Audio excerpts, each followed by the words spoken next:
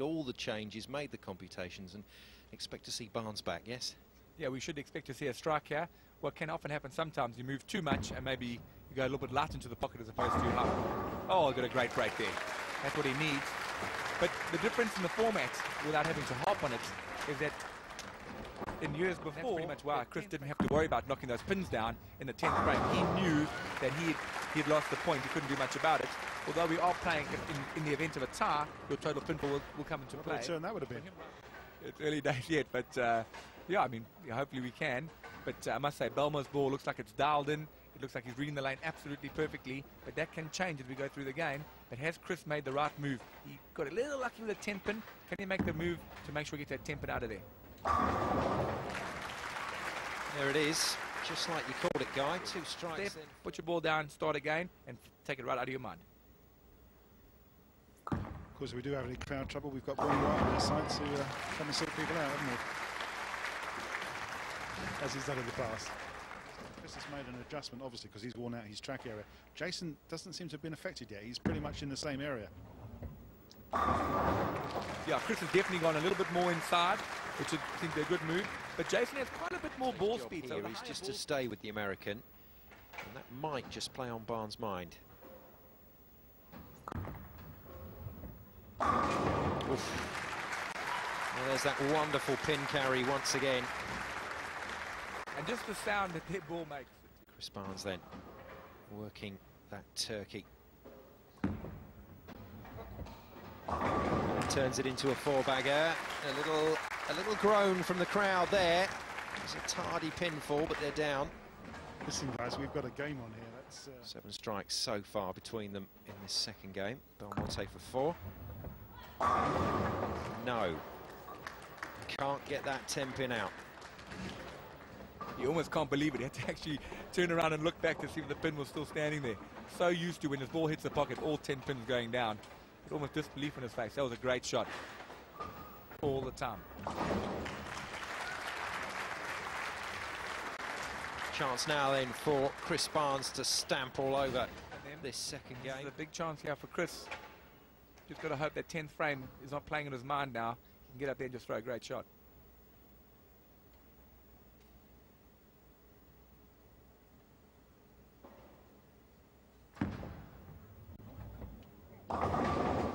Oh, done it. The messenger gets across to the 10-pin. He knows there was some luck involved there. Left, it hits the oil. It actually doesn't hook at any point in time. So he's got to make sure he keeps getting his ball out to the right-hand half of the lane. Good comeback from Belmonte. Another strike for him, but that spare in frame 4 is what is going to cost him at the moment. But it's 5 in a row for Barnes.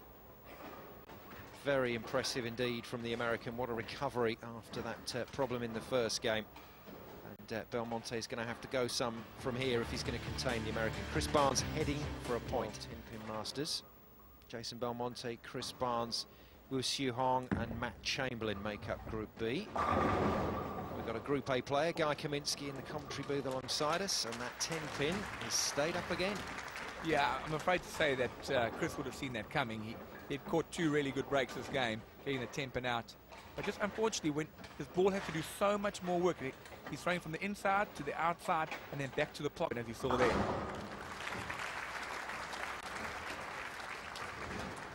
and bang goes my 300 game. We're getting close to a minute. There we go. And it's looking good for Jason Belmonte at the moment. We said there was a long way to go in this one. He's playing almost Jason's game. This is where Jason wants him inside the lane in a power struggle. And I think in a power struggle, Belmonte's going to win. Pinpoint accuracy then from Chris Barnes. That was the most convincing strike he's thrown for a while. Yeah, and the look on his face sort of tells us that he can get, but he knows his space is really limited.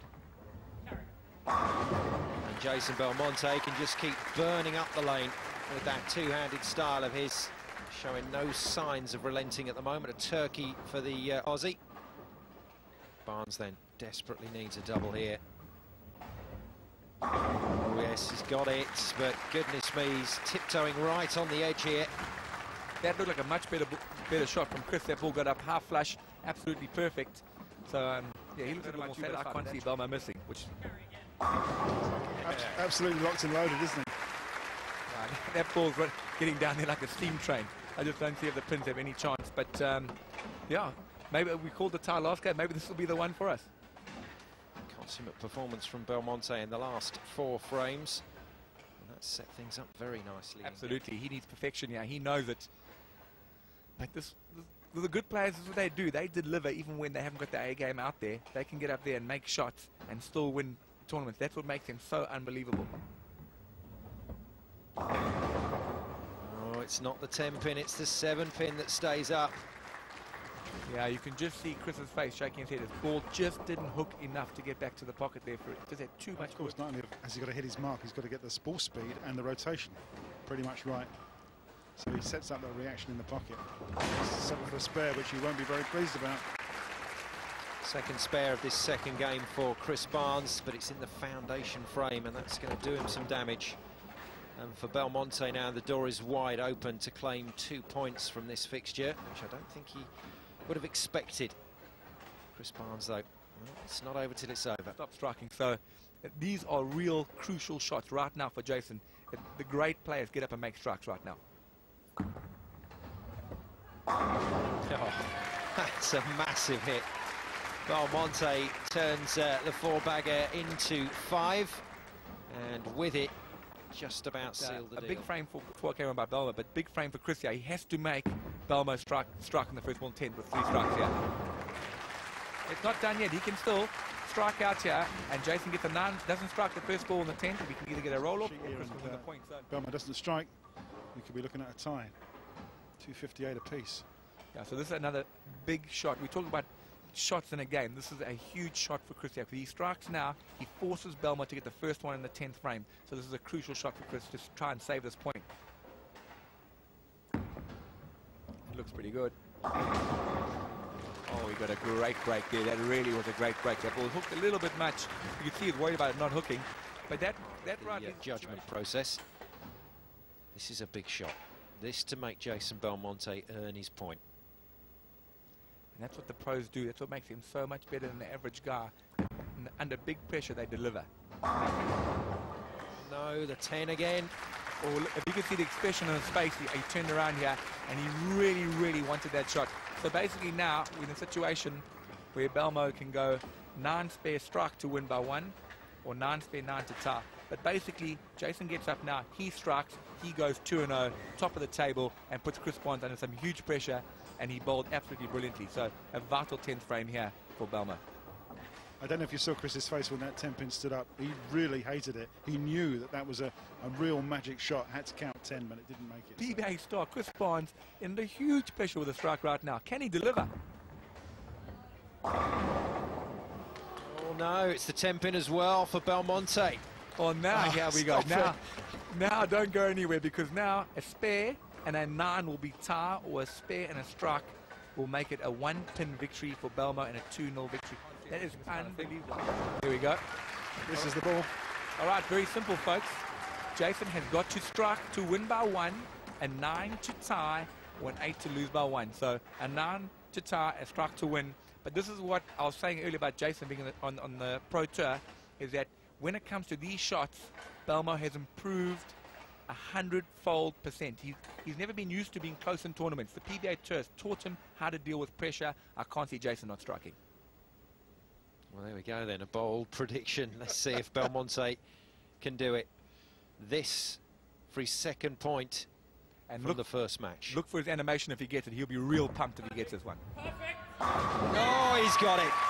He said it was perfect, and it was, and it's been a perfect performance because Chris Barnes played brilliantly over both games, but Jason Belmonte just had that edge, and the drama that we knew was going to be written all over this year's World Tenpin Masters has really been brought to life in Game 3 as Jason Belmonte, the two-handed Australian, takes it away from Chris Barnes, the PBA legend.